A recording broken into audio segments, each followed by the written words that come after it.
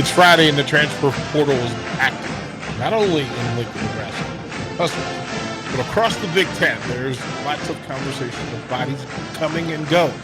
We will dive into that pool, talk about Nebraska's positions of need, all of that and more on this episode of Locked On Huskers. You are Locked On Huskers, your daily podcast on the Nebraska Cornhuskers, part of the Locked On Podcast Network, your team every day.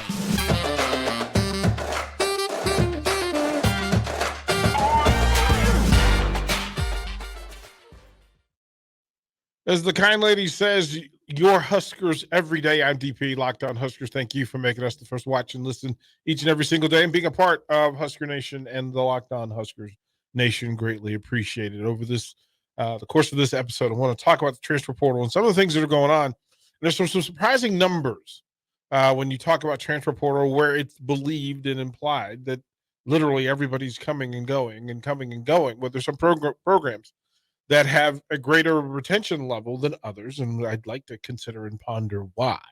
I want to talk about Nebraska's positions of need, things that they can do. Where are there losses, and then where should there be some concern? Are there spaces and places where Nebraska football needs to address in this active transfer portal? And again, as more people dive into the pool, it's a matter of discussion. It certainly helps with recruiting, and it certainly helps when you have some talent in your enrollee and your signee pool. But the transfer portal has been active, and a big part of this is kind of measuring. Now, if you're Nebraska and Nebraska fans, and again, feel free to chime in. You can put comments down in the comment section or reach out on social media. But here's my thing. In talking to Nebraska fans, there's the perception, or there was the perception, that there's just it was a revolving door at Nebraska for people coming and going. And Matt Rule has spoken on his preference for development rather than coming in the quick, easy fixes, especially short-term, one-year fixes. So I think culturally, if Nebraska can say, listen, not only are we recruiting at a high level, watch Dylan Raiola as a point of reference, and that we're doing well in the transfer portal, that the retention level becomes a matter of issue. And then some of it's numbers, some of it's just simple mathematics. And so if I asked you as a Husker fan to tell me how many how many players with eligibility left Nebraska's program to jump into the transfer portal, what number would you say? What number would that be? And I can tell you that the number that was in my head was way above where it actually is. And it took a minute for me to just go, well, wait a minute. Because the scholarship situation is pretty known, that Nebraska's over the number and that there have to be some adjustments made. And then with the transfer portal, then it becomes a matter of math and position. And when I asked you to consider what Nebraska's positions of need are, there's certain things that come into play based on returning players, available players, and players who left. Now, listen, there's some really cool things that go on in college football now. But if I said, where do you think Nebraska lands in the Big Ten Conference for players jumping into the transfer portal? Let me give you some of the numbers so you get some idea about how deep this pool is and kind of what's in play. Purdue, 23 players jumped into the transfer portal for the Boilermakers. 23 players jumped into the transfer portal. That is a whopping 19.8% of the entire roster. 19%. 1 out of 5 players on the roster who had eligibility could come back to Purdue are in the transfer portal. And that's a thing to consider. That is a thing where you go, wow, wait a minute. Now, I would have thought that Michigan State led the charge, right? I would have thought that Michigan State would have been on top of the board, but they're not. Now, they are still involved. They're in the pool. Michigan State lost 19 players to the transfer portal, which for a program in flex, a rebranding of the program, an absolute rebranding of the program from the top to the bottom and all of the dark corners. There's a house cleaning going on, and I would guarantee, I don't want to guarantee. I would imagine that number, that 19 grows, that it grows. Because if you're going to change the culture and you're playing the Big Ten, listen, if you're in the other conference, it doesn't make much sense. You sign some players, it's good. Nebraska's figured out. For all the good work that they do, they still have to outwork, I don't know, Michigan, Ohio State. Now add USC, Oregon, etc. So not only do they have to carve down and kind of weed out their roster, they've got to add more talent while they do it. So you got to get skinny to get big, and then to get flexy. So there's a lot of work in play for Nebraska when you talk about what's going on in the program, what they're going to do, and what's next. Now, let's go through some more numbers. Ohio State with 19 players in the transfer portal. 19. And again, they've got to, look, it was a quarterback that Nebraska had, kicked the tires to see what was going on. And I believe at some point they thought that they had some sort of agreement. But okay, 19 players is still a lot. Now, it's USC. And being in Los Angeles, being able to recruit to Los Angeles is not a difficult thing to do. I can tell you, it's especially in the Big Ten where there's some snow games going to be played. The beach in California is certainly not a bad place to recruit to. The Oregon Ducks travel over, and they are such an interesting piece of the next Big Ten story, the next version of the Big Ten, because they're not California. So from a recruiting standpoint, it's not as simple as saying, hey, come to Los Angeles. It doesn't work that way. Where are you in Oregon? Like, you got to go say, like, a lot of people don't know. You think about it, a lot of people don't know about the middle of the country in Lincoln, Nebraska. Listen, going out to the corners of Oregon to figure out how you're going to live and where you're going to live for the next 4 or 5 years of your life provides quite the question. But they now are in a position where they have players who are jumping into the portal and jumping out of the portal. 10% of your roster. 10% of the roster. And before we go, Rick, I want to ask this. If I asked you how many players Maryland sent into the transfer portal or have jumped in the transfer portal, I can tell you that in my head, the number was greater than the number that actually is. There's 11. And I would have thought that listen, it's Maryland, College Park, DC adjacent, right? And it's not exactly the football factory. There's tons of talent, and there's tons of things to do and tons of reasons to be a part of the campus. But what's also happening there is that players are talking and players are now recruiting to Maryland, which is a different, interesting thing because it hasn't always been the case. We'll throw it a break there. I'm just letting you know it's going to be that kind of show. Super producer Rico, would you please let them know about FanDuel? Thanks, DP. The NFL regular season is wrapping up, but there's still time to get in on the action with FanDuel, America's #1 sportsbook. Right now, new customers get $150 in bonus bets guaranteed when you place a $5 bet. That's $150 in bonus bets, win or lose. The app is so easy to use. There's so many different ways to bet, like live same-game parlays, find bets in the new Explore tab, make a parlay in the Parlay Hub, the best way to find popular parlays, and more.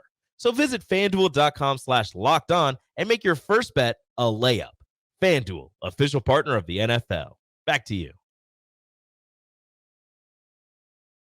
Thank you, sir. Greatly appreciate it. Welcome back to Locked On Huskers. Again, your first watch and listen each and every single day. And for you everyday folks, thank you very much for what you do, coming to hang out with us. And if you have not subscribed, please click and do so. Put your comments down in the comment section. Send it on over to us, and then we'll get back to you. A lot of the topics that we choose usually come from the mailbag from the day before.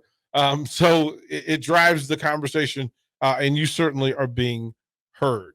We were talking about some of the programs and what's going on in the programs. Now, if I asked you what program in the Big Ten Conference had the fewest amount of players in the transfer portal, most people would jump kind of in the pool to say, hey, it's Michigan. Why would you leave?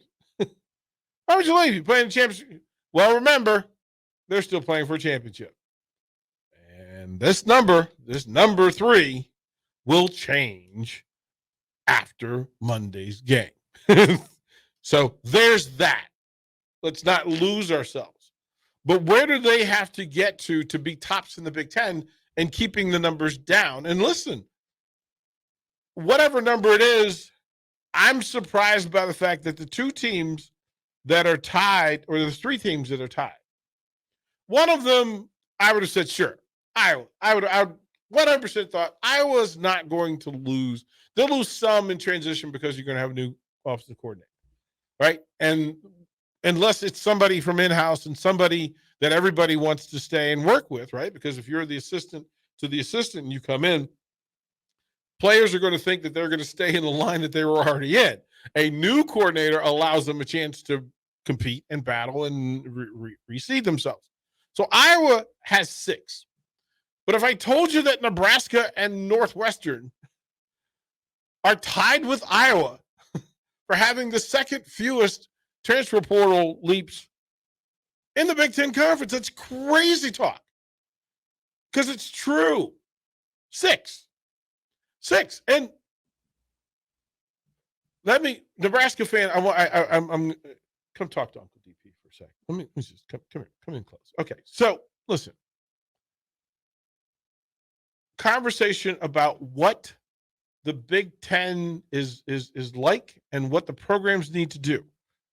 If you are at the bottom half of the Big Ten Conference, what you have to do is weed your program. So you have to evaluate your program. Then you have to weed your program. Weed out players who cannot help you get out of your situation and circumstance.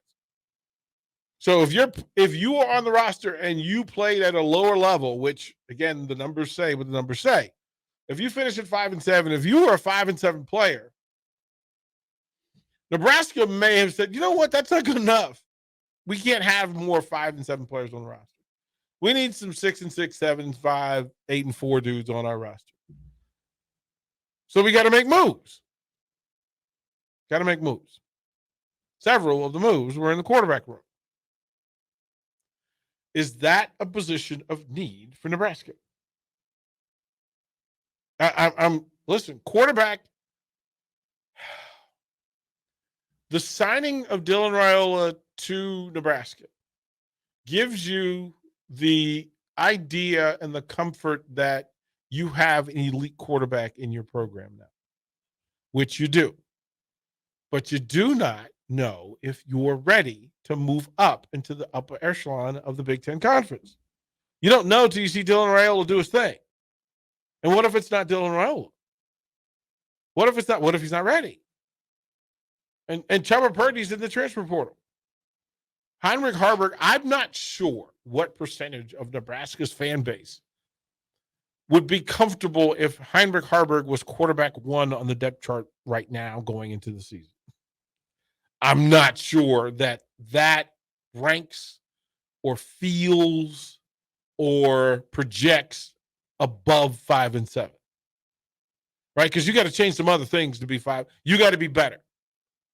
And if you have the same quarterback that led you to the 5-7, you can say, well, hopefully development a year better, all of that. But positions of need. What about the running back room? Is that a position of need?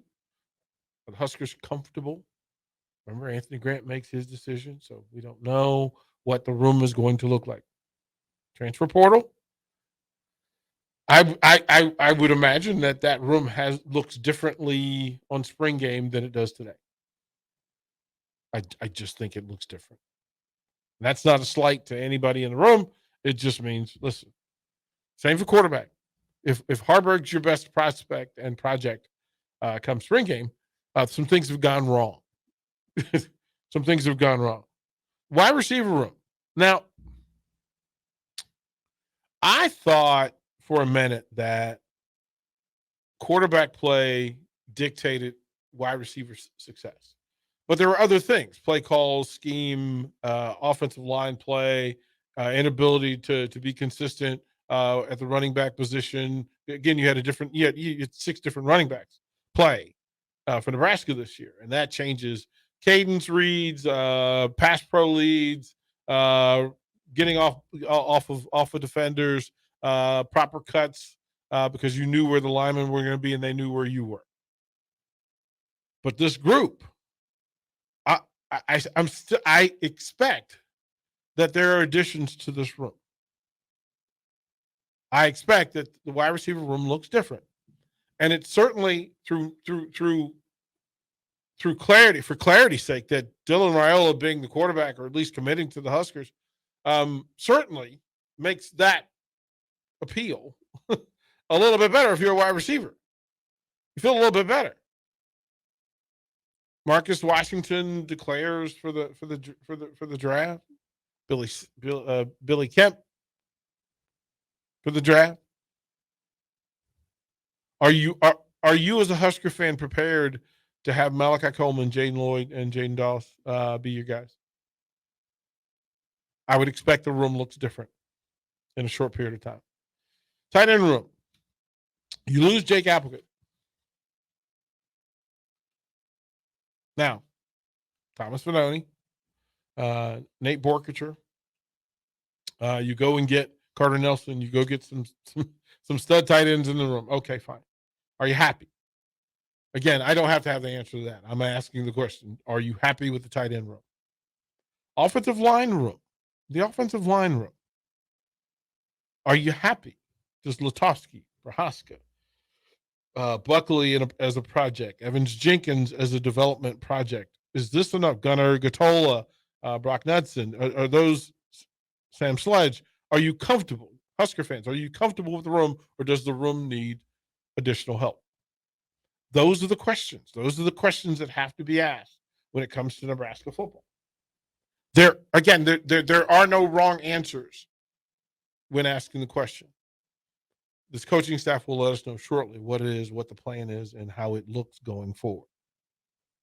We will see. Before the break, super producer Rico, if you would please, let them know about Game Time. Thanks, DP. Couple months back, I was looking for tickets for me and my wife to head to Nebraska and Wisconsin volleyball match. You know, the really important one. It was so difficult finding tickets. We didn't know where we were going to sit. We didn't know how the view was going to be. I mean, there's not really a bad view, but we wanted to see exactly how the court was going to look where we were sitting. Well, with Game Time, there's the thing with last-minute tickets, flash deals, zone deals, easy to find and buy tickets for every kind of event. And my favorite part of Game Time, you get to see exactly what you're going to look at from the seat you're going to be sitting in. Plus, you get the lowest price guaranteed, event cancellation protection, and job loss protection. Look, Game Time is the only ticketing app that gives you complete peace of mind with your purchase. See the view from your seat before you buy, so you know exactly what to expect when you arrive. All-in prices show your total up front, so you know you're getting a great deal before you check out. Buy tickets in seconds with just 2 taps. Take the guesswork out of buying tickets with Game Time. Download the Game Time app, create an account, and use the code LOCKEDON for $20 off your first purchase. Terms apply. Again, create an account, redeem the code LOCKEDON for $20 off. Download Game Time today. Last minute tickets, lowest price, guaranteed. Back to you. Welcome back. Thank you, kind sir. Greatly appreciate it. We appreciate you being a part of what we do each and every single day. You're Huskers every day. I want to get active here, and I want to introduce somebody to you all because he makes the show, this episode, this podcast thing go. And he happens to work for 93.7 The Ticket. He covers the Huskers. His name is Enrique Alvarez-Clary. We call him Rico. Rico, welcome to Locked On Huskers. How are you, brother? I'm doing great. How about you, DP? I'm good. I appreciate this. I want folks to get used to seeing their face. They see you in the breaks and they see you with the promos and that. But I want to bring you in because we were talking about the transfer portal and we were talking about positions of need. Mm-hmm. And the Huskers have addressed some of it in who they're recruiting and trying to bring in for visitation. Who are some of the names that Husker fans need to know about in asking a question?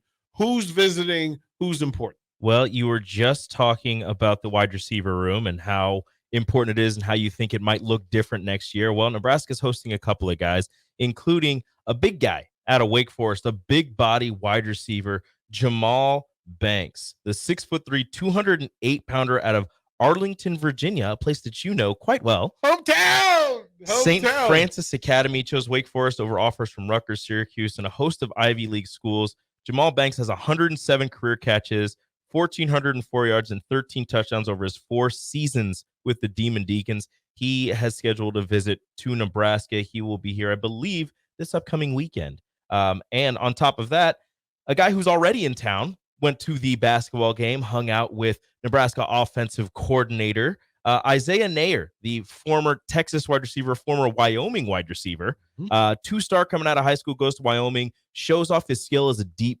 ball, big play threat, goes to Texas. Unfortunately, gets hurt in his first season there, comes back this last season, only plays about, I think, 1 game, couple of snaps, doesn't see the field after that, enters the portal. He's here visiting Nebraska. Again, a big play guy who started off in a group of 5, went to a big school in Texas, and is now in the portal looking for a better opportunity for himself. Put your fan cap on for us for Husker Nation and say, what is the room in what position has the greatest need in your mind? Well, to me, it's still that quarterback room. I understand that Nebraska's got the 5-star quarterback in Dylan Raiola coming into town, but after that, I mean, Chubba Purdy's in the portal. You've got Heinrich Harburg, who, yes, he led you to all of your wins this last season, but he also gave you a couple losses, showed that he still had some turnover issues and maybe a couple of issues throwing the ball, which is kind of important when you play quarterback. You think? And then after that, you have Daniel Kalen, another freshman coming in, the 4-star out of Bellevue West. So you've got a 5-star freshman, you got a 4-star freshman, and then you've got a guy who maybe you thought was going to be the future of your program and maybe would do better somewhere else to using his athletic ability. I think Nebraska would be good in looking in the portal for a quarterback, maybe a bridge guy to take that spot, maybe an older guy, but Matt Rule's already said that he doesn't really want a 1-year rental. He's looking to build. So I had a conversation earlier about maybe bringing in a guy who maybe doesn't have NFL potential, but is a solid enough backup that you wouldn't feel bad if your 5-star freshman were struggling or had to go out for a bit. It is going to be the discussion that we carry through Locked On Huskers all the way up to spring game, because as this whole roster changes, as the coaching staff becomes a little bit more vocal in what they're looking for, and then, of course, some of these visits materialize and then are evaluated. Husker Nation, there are a lot of moving parts to this roster and to the personality and profile of Husker football. Thank you, Rico, kind sir, and thank you all for making Locked On Huskers your first watch and listen each and every single day. We'll close with the 3 words. Rico, say it with me. Go Big Red.